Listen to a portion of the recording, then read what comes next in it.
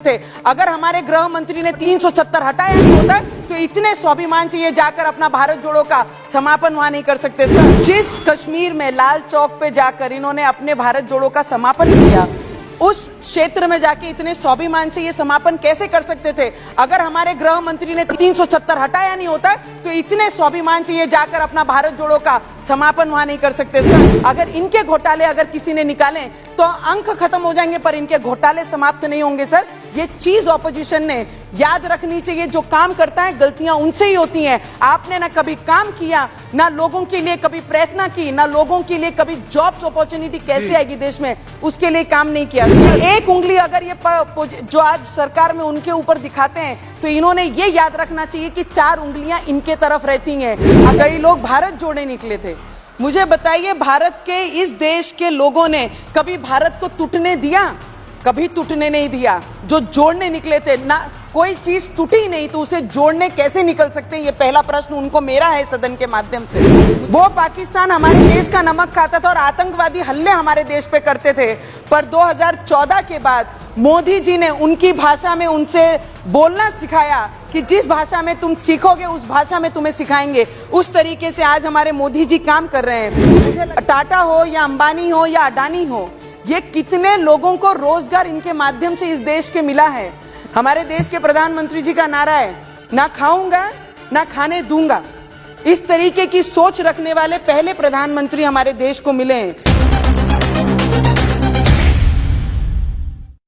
मोदी जी पर बहुत सारे लोगों ने अलग अलग बातें कही हैं। उसके अलावा मैं ये चीज बोलना चाहूंगी, कपड़ा, रोटी और मकान और स्वास्थ्य और हेल्थ के ऊपर अगर किसी ने इस देश में पहली बार प्रधानमंत्री जी ने ग्राउंड पे जाकर लोगों से बात कर कर चर्चा कर कर, वो एम्स को रिलेटेड हो या अपने आवास को रिलेटेड हो या किसान के निधि के लिए हो या किसान को कर्ज माफी के लिए हो या विद्यार्थियों के स्कॉलरशिप से लेकर हो या विद्यार्थियों के साथ स्पोर्ट्स में हो, क्रीड़ा क्षेत्र में हो, हर क्षेत्र को अंडरलाइन करके इस देश के प्राइम मिनिस्टर जी ने, ये देश का हर व्यक्ति आगे बढ़ना चाहिए, ना कि पॉलिटिकल बैकग्राउंड को बिलोंग करने वाले लोगों को आगे बढ़ाने का काम उन्होंने नहीं। उन्होंने एक काम किया है, जो जरूरतमंद है, जिन्हें आवाज नहीं, उन्हें आवाज देने का काम किया है। किसानों को कर्ज माफी करके उन्हें आगे बढ़ाने का काम किया है। किसानों को वर्षाना जो 6,000 रुपया दिया वो देकर उनको मदद करने का काम किया है।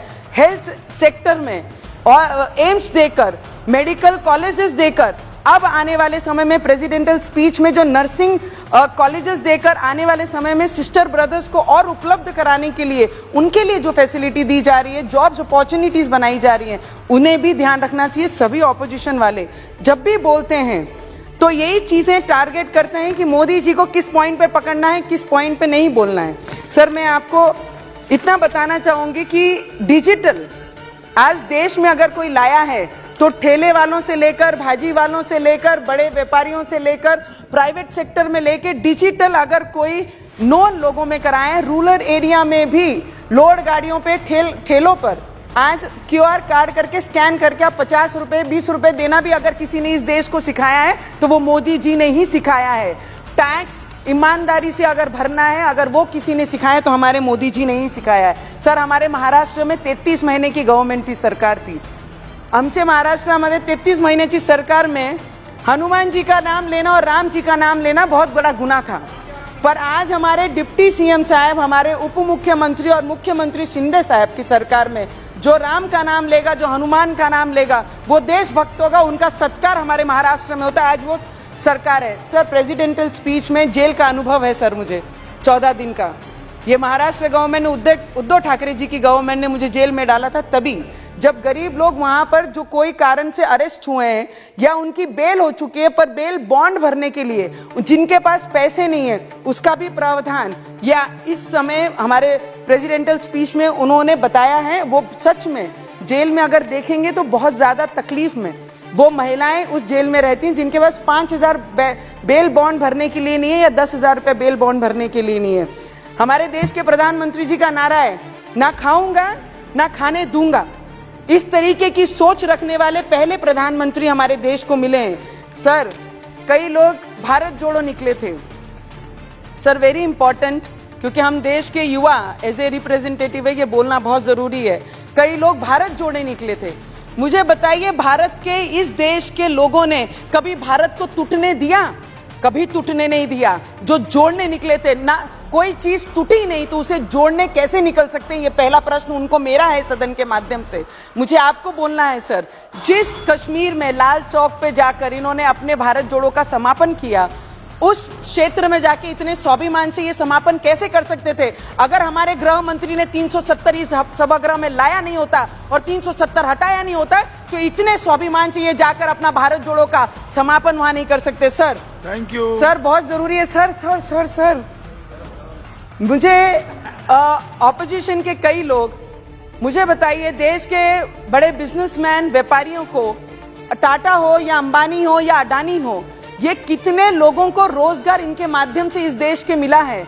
मुझे ऑपोजिशन को एक प्रश्न पूछना है, ये एक उंगली अगर ये जो आज सरकार में उनके ऊपर दिखाते हैं, तो इन्होंने ये याद रखना चाहिए कि 4 उंगलियां इनके तरफ रहती हैं। अगर इनके घोटाले अगर किसी ने निकाले तो अंक खत्म हो जाएंगे, पर इनके घोटाले समाप्त नहीं होंगे। सर, ये चीज ऑपोजिशन ने याद रखनी चाहिए। जो काम करता है, गलतियां उनसे ही होती हैं। आपने ना कभी काम किया, ना लोगों के लिए कभी प्रयत्न की, ना लोगों के लिए कभी जॉब्स अपॉर्चुनिटी कैसे आएगी देश में, उसके लिए काम नहीं किया। Sir sir, last 2 minute sir, just 1 minute में समाप्त कीजिए।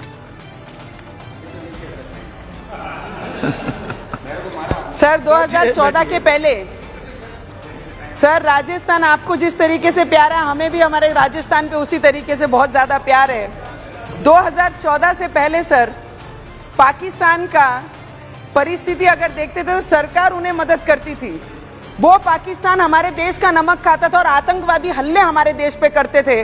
पर 2014 के बाद मोदी जी ने उनकी भाषा में उनसे बोलना सिखाया कि जिस भाषा में तुम सीखोगे उस भाषा में तुम्हें सिखाएंगे। उस तरीके से आज हमारे मोदी जी काम कर रहे हैं। मुझे लगता है प्रेसिडेंटल स्पीच के ऊपर सभी ने अपने अपने अलग राय, अपनी अपनी विचार रखी हैं। मैं फुल हार्टेड हमारे आदिवासी क्षेत्र की आदिवासी महिला जो प्रेसिडेंटल हैं, आज प्रेसिडेंट हैं, उनके स्पीच के ऊपर आपने मुझे बोलने का मौका दिया। मैं दिल से मेरे आदिवासी भाई बहनों की तरफ से इस सदन का, मोदी जी का और सभी का दिल से बहुत बहुत धन्यवाद करती हूँ। जय श्री राम, राम राम।